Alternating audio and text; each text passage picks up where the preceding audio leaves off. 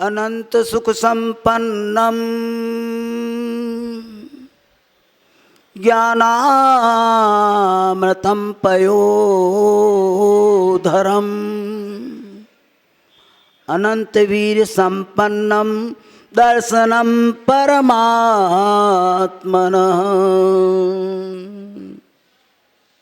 स एव परम ब्रह्म स एव जिन पुंगवः स एव परमं तत्त्वं स एव परमात्मकम्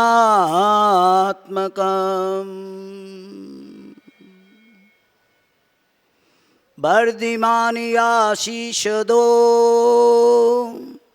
गुरुवर आप महान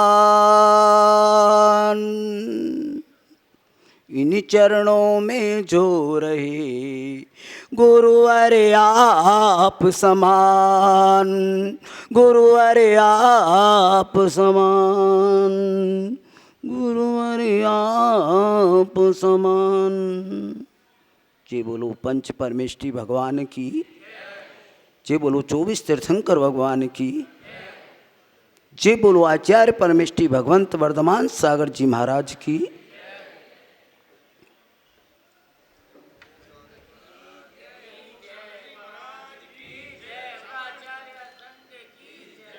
भव्य आत्माओं,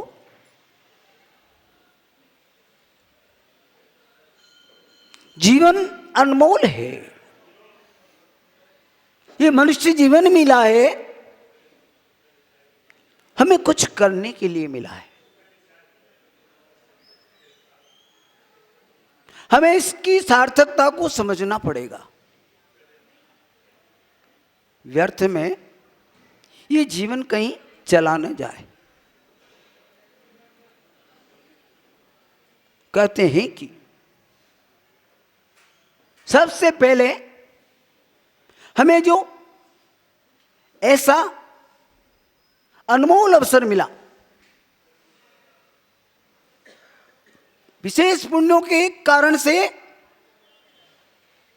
हमें सोचने समझने की सामर्थ्यता मिली, जैन कुल मिला, दिगंबर साधुओं का सानिध्य मिला, सब कुछ ठीक मिला है। पर हमें समझना पड़ेगा, क्योंकि अनादि अनंत काल से ये जीव संसार में परिभ्रमण करता आ रहा है। ये भूल करना हमारी आदत हो गई है। ये भूल करते आ रहे हैं, भूल पे भूल, भूल पे भूल, भूल जाते हैं। यही तो दिक्कत है। सबसे बड़ी दिक्कत तो यही है कि हम पिछला कर्म को भूल जाते हैं। सबसे बड़ी दिक्कत है। इस आदत को सुधारना पड़ेगा। हमें अनादि अनंत काल से जो इस जीव की परिपाटी चली आ रही है, अनादि अनंत काल से जीव कहां से आया है, इसके बारे में थोड़ा समझना पड़ेगा। आज ये मनुष्य पर्याय मिली, उत्तम कुल मिला, उत्तम जाति मिली, जैन धर्म की प्राप्ति हुई, सब कुछ अनुकूल दशा में मिली है। वो कैसे मिली, प्रश्न चिन्ह है। तो मैं आपसे एक प्रश्न करूंगा। मैं यहां दीवान जी बैठे हुए हैं, दीवान परिवार से, उनसे प्रश्न करूंगा कि आप कौन हैं। इसका उत्तर चाहिए मुझे। आप असल में है कौन?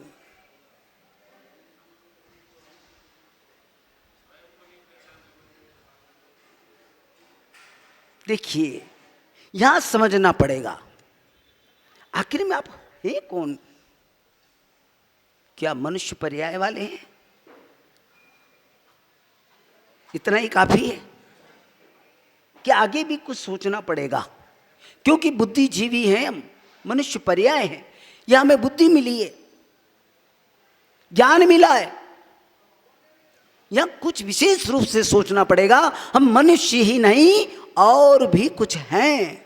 ऐसी शक्ति हमारे पास है जो हमें परमात्मा पद को दिला सकती है। कौन से पद को?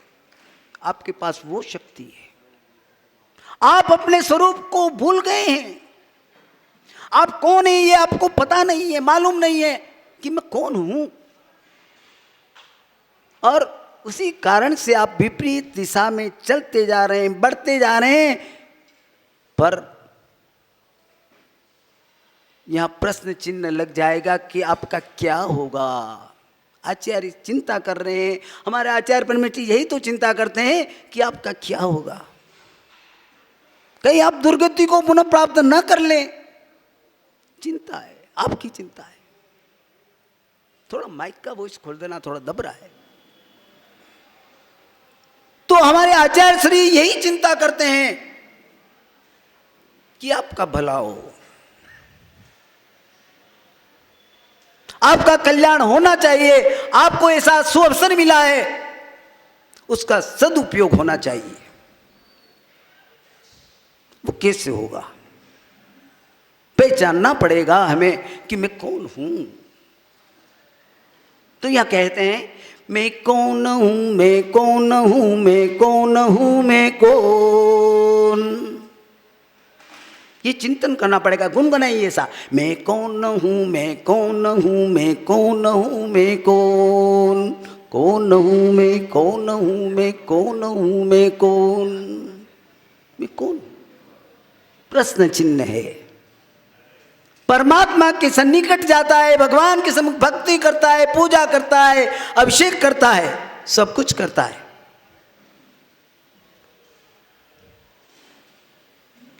तो कहा है, वह परमात्मा एक ही बात कहते हैं, तू अपने स्वरूप को पहचान। जब तक अपने स्वरूप को नहीं पहचानेगा तब तक तेरा कल्याण संभव नहीं है। चाहे अभिषेक करें, पूजा करें, उसमें भगवान के स्वरूप में अपना स्वरूप देखें कि मैं भी भगवंत आप जैसा हूं। कैसा हूं मैं? तो प्रश्न क्या मिला? मैं कौन हूं, मैं कौन हूं, मैं कौन हूं, मैं कौन, मैं कौन हूं, मैं कौन हूं, मैं कौन हूं, मैं कौन। प्रत्युत्तर मिलता है उसका। क्या मिलता है?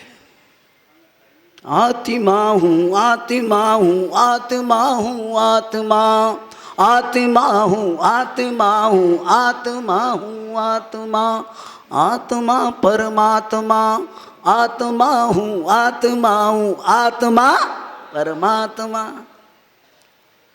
यह उत्तर मिलता है, तुम भी मेरे समान हो।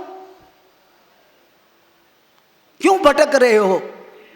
मैं भी आपकी तरह भटका था, रुला था। 84 लाख योनियों में मैंने कितने दुख प्राप्त किए थे, पर मुझे बोध मिला, ज्ञान मिला, गुरु की संगति मिली। पुण्य की गंगा जब बहकर आई, मैंने उनका सन्निकट प्राप्त किया और उनसे ज्ञान बोध प्राप्त करके मैंने अपने मनुष्य भव को क्रमशः में सुधारता गया और मैं परमात्मा बन गया। फिर आगे प्रश्न दूसरा खड़ा हो गया। जब उत्तर मिल गया कि मैं आत्मा हूं, परमात्मा के समान हूं, तो उस भक्त की एक चाहना बढ़ गई कि आत्मा कैसी होती है, आत्मा कैसी होती है। प्रश्न उठेगा ना आपके मन में, उठाता प्रश्न ये कि आत्मा हो तो फिर आत्मा कैसी है। उसका प्रत्युत्तर देते हैं, कैसी है वो, कैसी है वो, कैसी है वो आत्मा, कैसी है वो, कैसी है वो, कैसी है वो आत्मा। भगवंत कैसी है? बड़ा अच्छा प्रश्न था। आत्मा आत्मा सब करते हैं, पर आत्मा कैसी है, ये प्रश्न चिन्ह है। तो उसका भी उत्तर मिलता है, जायक स्वरूपी आत्मा, दर्शन स्वरूपी आत्मा, जायक स्वरूपी आत्मा, दर्शन स्वरूपी आत्मा, हूँ त्रिकाली शुद्ध शाश्वत आत्मा, हूँ त्रिकाली शुद्ध शाश्वत आत्मा। बोलिए आत्मा हूँ, आत्मा हूँ, आत्मा हूँ, आत्मा। मुझे और जानकारी चाहिए, मैं ज्ञान स्वरूपी हूँ, दर्शन स्वरूपी हूँ, ये तो मुझे समझ में नहीं आ रहा भगवान, और विशेष रूप से मुझे बताइए। तो फिर और कहते हैं अच्छी तरह से समझ ले तेरी आत्मा को, तू जान ले, ठोक पीट कर जान ले, और मेरे मार्ग का अनुसरण कर ले। तू क्यों भटक रहा है, क्यों विषय वासनाओं में तू उलझा हुआ है? आदत बुरी सुधार ले, आदत बुरी सुधार ले तो हो गया भजन, चाइना को छोड़ दे तो हो गया भजन, प्राणी को प्राणी जान ले तो हो गया भजन, पाप कर्म छोड़ दे तो हो गया भजन, हो गया भजन। अब यहां चिंतन करना पड़ेगा, इन 4 पंक्तियों की ओर हमारा ध्यान है या नहीं?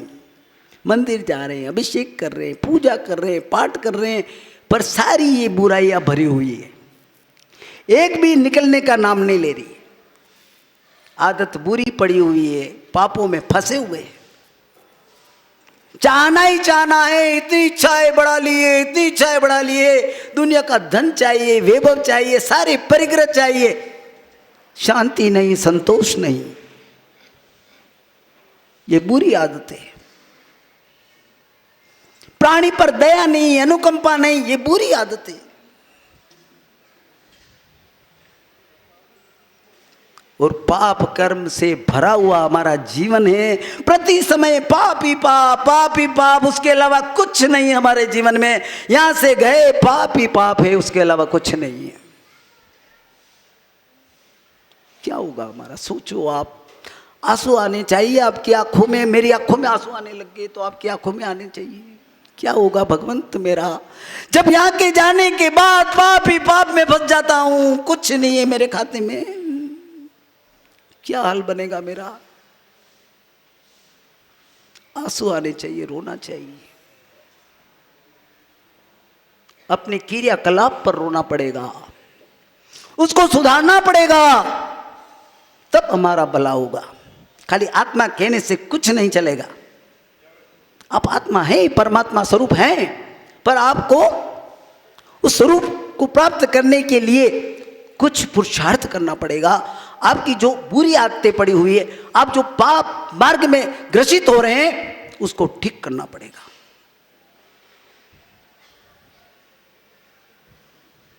तो और भी प्रश्न होता है आगे।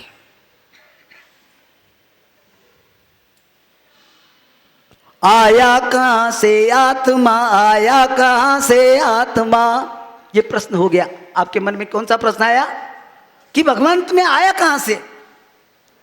मैं इतना पाप कर रहा हूं, बुरे काम को कर रहा हूं, तो आखिर में मैं आया कहां से हूं? ये परिणति कब से बनी है मेरी? आचार्य कहते हैं ना, आदि अनंत काल बीत गया, तू अशुद्ध अवस्था से ही रूल रहा है और निरंतर इस तरीके क्रियाकलाप करते आ रहा है, करते आ रहा है, करते आ रहा है, और उसी में फंसता जा रहा है। मकड़ी का जाल तेने अपने जीवन में बना लिया है। क्या बना लिया? शम ही फंसता है, बुनता है, उसको बनाता है, और शम ही फंस जाता है, फिर रोता है, रोता है। जब पाप कर्म उदय आते हैं, दुख आते हैं, रोता है, चिल्लाता है, कौन सुनेगा बड़ा? बोलो आप। कर्म जैसा न्यायाधीश कोई नहीं है। दूध का दूध, पानी का पानी, वो हमारे साथ घटित करता है। जैसा आपने किया वैसा फल देता है। सोचो आप, आपका एक किया गया कर्म आपके साथ फलित होने वाला है समय पा करके। सोचो उस पर। तो फिर प्रश्न हुआ है, आया कहां से ये आत्मा? चारों गति में दुख उठाता आया हूं मैं आत्मा, चारों गति में दुख उठाता आया हूं मैं आत्मा। कितने दुख उठा रहा हूं। निगोद में चक्कर लगाता आया हूं मैं आत्मा। निगोद के चक्कर लगाता आया हूं मैं आत्मा। और भी कह रहा है, पृथ्वी बना, पृथ्वी बना, जल बना, अग्नि बना, वायु बना, तरुवर बना मैं आत्मा, तरुवर बना मैं आत्मा, क्या क्या बना मैं आत्मा। कितनी दुर्दशा हो गई देखो। बन के आए, विश्वास करो इस बात का। आप वहीं से गुजर के आए। कोई भी ऐसा प्राणी दूध का धोया नहीं है जो इस अवस्था स्थावर प्रयास से गुजर करके लिए आया है। फिर और भी कहा कि और भगवंत क्या, मुझे सब बता दीजिए, कोई छुपा के मत रखिए। बता रहे, लट बना पीपल बना, लट बना पीपल बना, बवरा बना मैं आत्मा। पीपल बना, पशु भी बना, पशु भी बना मैं आत्मा। क्या क्या बना मैं आत्मा, क्या क्या बना मैं आत्मा, क्या क्या बना। होगी पांचों स्थावर, पंच इंद्रिय, पशु पर्याय भी होगी आपकी। कितने दुख उठा लिए, जिसे तैसे संभला। कोई पुण्य कर्म थे, आगे बढ़ा, तीरंच अवस्था में आर्त ध्यान पूर्वक मरा तो क्या स्थिति बनी उसकी। अर्थ ध्यान से मर गया तीरंच अवस्था। नरकी बना तेरी अंश बना, नरकी बना तेरी यक बना, मैं सुर बना मैं नर बना, मैं नर बना मैं नर बना, मैं नर बना मैं नर बना। आज मेरा सौभाग्य है कि नर बन गया, मनुष्य पर्याय प्राप्त करते। कहाँ से निकल करके कहाँ गया। आश्चर्य होना चाहिए, अचंभव होना चाहिए, इस बात पर गर्व होना चाहिए कि हम मनुष्य बने हैं। उस मनुष्यता को प्रकट करेंगे, हमें जिस लिए मिला है उसको सार्थकता प्रदान करेंगे, विषय भोगों में से नहीं गवाएंगे।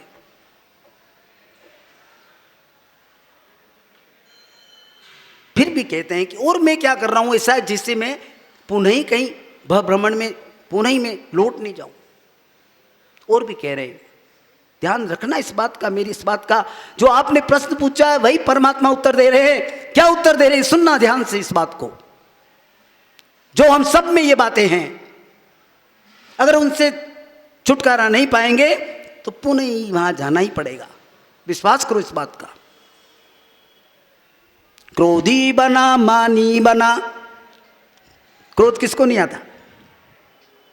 क्रोधी बना, मानी बना, कपटी बना, लोभी बना। क्या बना। आप तो नहीं है शायद, क्रोधी मानी कपटी हैं क्या, बोलो है। क्रोधी बना, मानी बना, कपटी बना, लोभी बना, क्या क्या बना मैं आत्मा, क्या क्या बना मैं आत्मा। फिर और कहते हैं, और सुनाओ भगवान, सब पूरा खुलासा कर दो आप तो।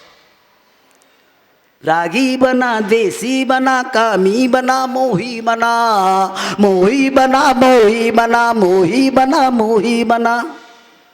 क्या बन गया देखो, मौत से जुलूस रहा है, मिथ्यात्व में उलझा हुआ है, मिथ्यात्व में फंस गया है, बस भूल गया अपने स्वरूप को। ये मनुष्य जीवन पा करके भी जिसने मिथ्यात्व अपनाया है उसका भव कभी भी सुधरने वाला नहीं है। क्या कहा मैंने, कभी सुधरने वाला नहीं है।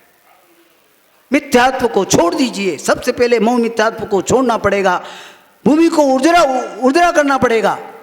उर्वरा भूमि नहीं होगी तब तक सम्यक रूपी बीज उसमें उत्पन्न नहीं हो सकता।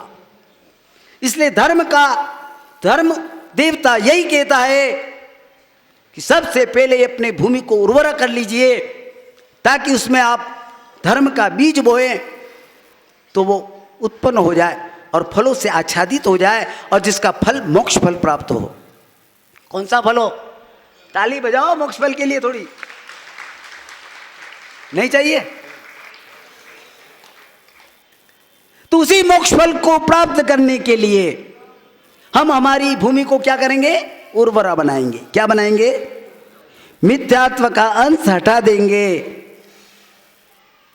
हमारे परमात्मा में इतनी ताकत है, शक्ति है, वो परमात्मा स्वयं परमात्मा नहीं बना है, उसके सामने जो भक्ति करता है उसको भी परमात्मा बना देता है। ये सबसे बड़ी शक्ति हमारे परमात्मा में है। आप क्या बन सकते हैं? बोलो। परमात्मा बन सकते हैं, वो शक्ति आप में है।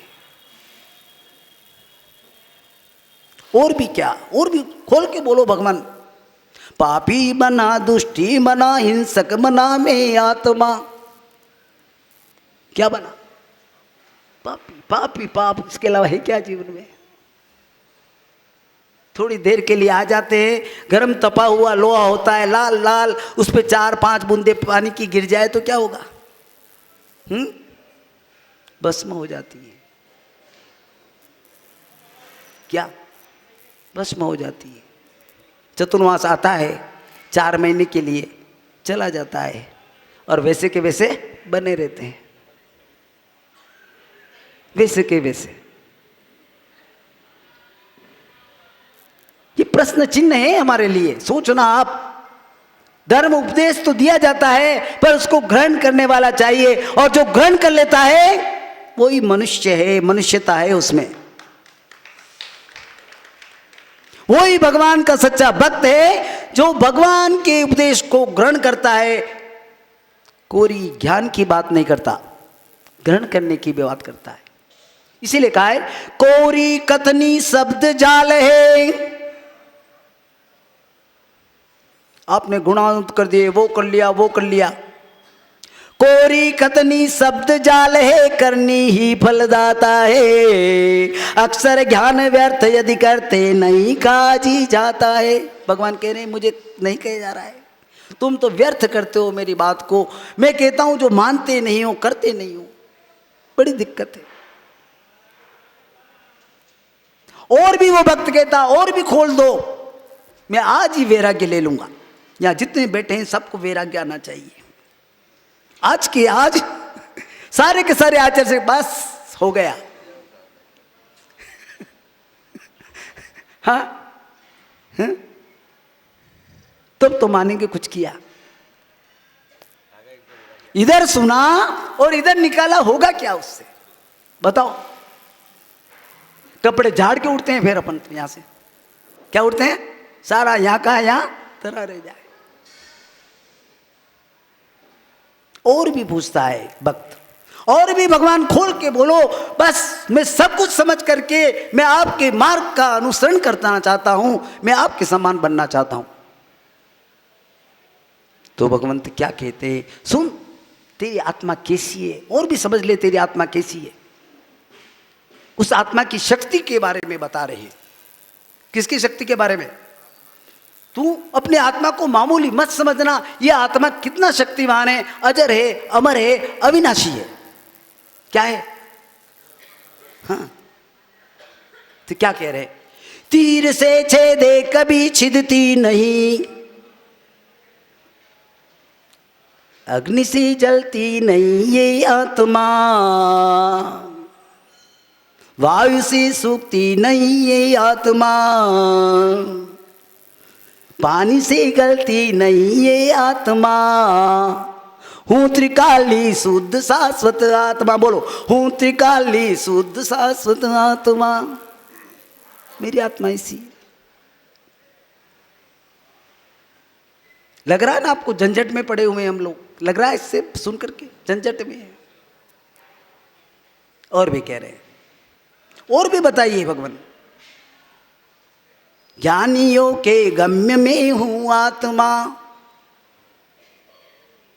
असल में जो ज्ञान अर्जित करेगा और उसके अनुसरण करेगा उस ज्ञान का, बस उसके साथ ही आत्मा का प्रभाव दिखाई देगा। उसमें परमात्मा का अंश, परमात्मा के गुण प्रकट हो जाएंगे। जैसे परमात्मा है पर वो शक्ति पैदा हो जाएगी उसमें। अभी शक्ति का ह्रास हो रहा है, शक्ति दबी हुई है, उसको प्रकट करना यही मनुष्यता है। छिपी हुई शक्ति को प्रकट कर दे, वो मनुष्यता है। तो और भी खोल के बता रहे हैं उसी बात को। क्रोध माया मान से मैं भिन्न हूं। पहले तो कहा था उससे मैं जुड़ा हुआ हूं, अब कह रहा है भिन्न हूं। तो क्या छोड़ना है आपको? बोलो, छोड़ोगे सभी?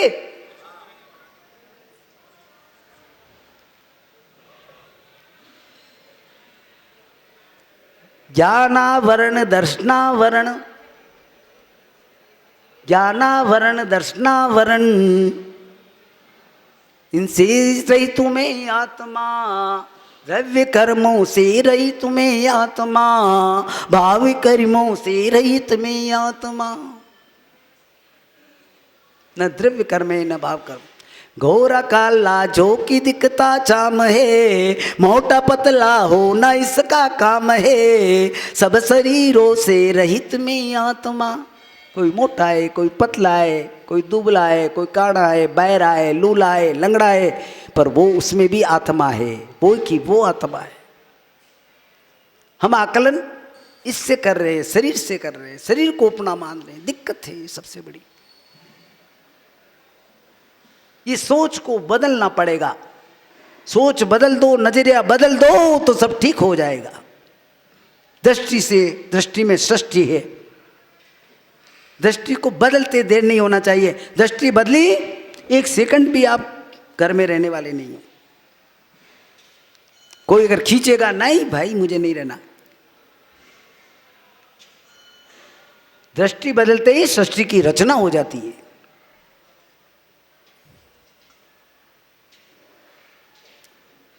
तो न तो मैं गोरा हूं, न काला हूं, कुछ भी नहीं हूं मैं। तो ये शरीर ही मेरा नहीं, तो इस शरीर तो नाशवान है, अपवित्र है। शरीर की दशा को आकलन कर लेना, कितना भी सज धज के आना, और एक गर्मी का आताप लगा, शरीर अपना स्वभाव बताने लग जाएगा, बुदबू देने लग जाएगा। इस अपवित्र शरीर का संग हमें मिला है।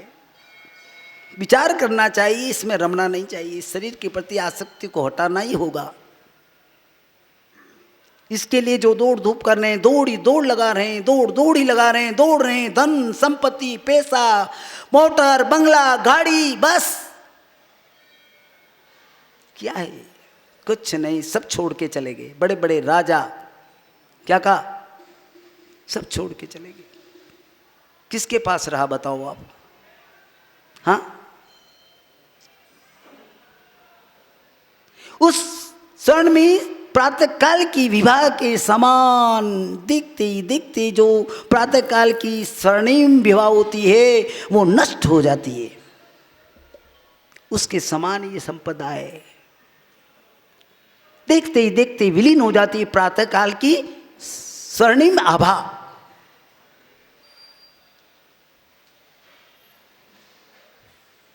ये भोग भी उतने बुरे हैं मेरे भाइयों। ये जो भोग भोग रहे हैं आप, बड़े कैसे हैं, मैं उसको थोड़ा दो पंक्ति में समझा देता हूं। जिस भोग के पीछे पड़े हुए हैं आप, भोग बुरे भव रोग बढ़ावे। आप पढ़ते होंगे वैराग्य भावना में, क्या पढ़ते हैं? भोग बुरे भव रोग बढ़ावे, बेरी है आत्म के, बेरसोय विपाक समय यति लागे सबको खोटे। जब उदय में आते हैं तो रोता है। वज्राग्नि विषय विषधर से, वज्राग्नि विषय विषधर से, हे अधिक दुखदाई, धर्म रतन के चौर चपल अति दुर्गति पंथ सहाई। मत फंसना इन भोगों में, क्या हाल बने। वज्र अग्नि विष से और विषधर से भी बुरे हैं। अग्नि में जलना अच्छा है, विषधर काट खाए तो अच्छा है, कोई विष खिला दे तो अच्छा है, पर ये भोग उससे भी अधिक दुख देने वाले हैं। जितना दुख इनसे नहीं प्राप्त होगा उतना दुख किससे प्राप्त होगा? किससे? बोलिए एक साथ, भोगों को भोगने से। किसको भोगने से? ये आपको बड़े मीठे लग रहे हैं, पर इतने कड़वे होंगे, इतने कड़वे होंगे, आपको छट्टी का दूध याद दिला देंगे। जब कर्म रूप में परिवर्तित होंगे तो देखना, ये विषय वासनाएं, भोग के प्रति जो आसक्ति है वो छोड़ दीजिए मेरे भाइयों। आपको पुण्य से संपदा मिली है, भोगिए, मना नहीं है, पर आसक्ति पूर्वक मत भोगिए। आप सचेत रहिए, सावधान रहिए, जागते रहिए। ये मेरे नहीं है, दुख देने वाले हैं। चक्रवर्ती इसी तरह से तो मोक्ष को प्राप्त करते हैं। चक्रवर्ती मोक्ष को कैसे प्राप्त करते हैं? यही सोच करके, इतनी बड़ी पुण्य संपदा मिलने के बाद भी हजारों हजारों देवता जिसकी चाकरी करते, 96,000 रानियां, महल, नौकर चाकर सब कुछ उसके पास होते हैं, और वो उससे भिन्न रहता है, कमल की तरह भिन्न रहता है। किसकी तरह? देखिए, आप भोग भोगते हुए भी वो भिन्न है, अलग है। और हम लोग क्या है? आसक्ति बनाए हुए। बस इतना ही डिफरेंस है। भोग चक्रवर्ती ने भी भोगे और भोग हम भी भोग रहे हैं। उनके भोग में और हमारे भोग में कितना डिफरेंस है? उन्होंने निरासक्ति से आसक्ति को हटा करके भोग भोग किए, और आप आसक्ति लीन है, उसमें तल्लीन है, आनंद का अनुभव कर रहे हैं। चाहे पत्नी मार रही है, पीट रही है, चीड़ रही है, पत्नी कुछ भी कर रहे हैं, बेटे कुछ भी कर रहे हैं, तो भी उसी बसेरे में चला जाता है। कितनी प्रताड़ना उसकी जीव की होती है। घर में, परिवार में न मालूम क्या क्या होता है, झंझट होती है, लड़ते हैं, कैसे करते हैं, क्या करते हैं समझ लो, पर वापस लौट के उसी में ही निकल नहीं पाता उस पावर से। कितनी बड़ी विडंबना है। तो अब यहां प्रश्न उठ रहा है, जब मेरी स्थिति ऐसी बनी, मेरी आत्मा इतनी विशुद्ध है, परमात्मा स्वरूप है, तो मैं कैसे निकलूं भगवान? उसका प्रश्न ये आ गया। क्या आ गया? मैंने समझ लिया, तो मैं कैसे निकलूं? पर विभावों को तू अपने गा रहा, तू पर पदार्थों में उलझा हुआ है। क्या कह रहे हैं? भूल में तन्हार में ही आत्मा, तू भूल को छोड़ दे, इनमें उलझ मत। तो दुख पर पदार्थों में है, पर से संबंध जोड़ा, इसका मतलब दुख ही दुख है, इसके अलावा कुछ नहीं है, कुछ नहीं मेरे भाइयों। ये पर से नाता तोड़ दे और स्व से नाता तू जोड़ दे, तो तेरा कल्याण हो जाएगा। आपका तू आप है। किसका है? तू अपने आप का ही आप है, दूसरों का आप नहीं हो सकता। तू दूसरों का स्वामी बनना चाहता है, स्वामी नहीं बन सकता। तू अपनी आत्मा का ही स्वामी है।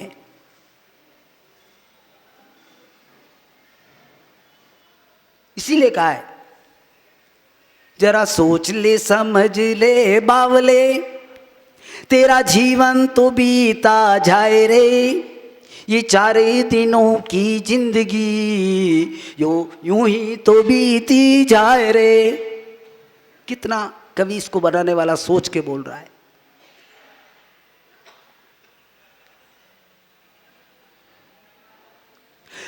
और भी कवि हुए हैं, वो भी रोने लग गए।